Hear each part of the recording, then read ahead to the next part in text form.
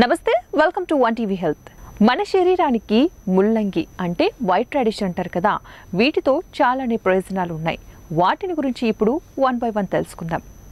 ముందుగా సన్నగా తరిగిన 4 ముల్లంగి ముక్కలలో కొంచెం ఉప్పు, మిరియాల పొడి, నిమ్మరసం కలిపి తింటే మలబద్ధకం, అజీర్తి, కడుపు నొప్పి, ఆకలి లేకుండుట మొదలగు సమస్యలు దూరమవుతాయి.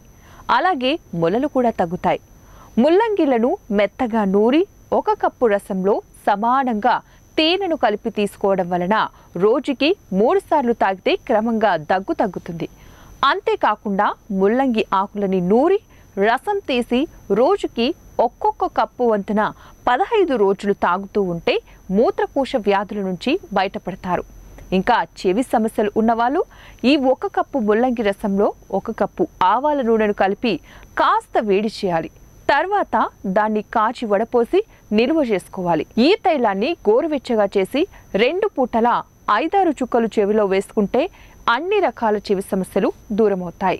అంతేకాకుండా ముల్లంగి విత్తనాలని నిమ్మరసంలో కలిపి పలుచగా చర్మం పైన పూస్తే దురదలు, దద్దుర్లు ఉన్నా కూడా వెంటనే తగ్గిపోతాయి. ఇవ్వండి ఇవాల్టి టిప్స్. మరిన్ని తాజా టిప్స్ కోసం చూస్తూనే ఉండండి వన్ టీవీ హెల్త్.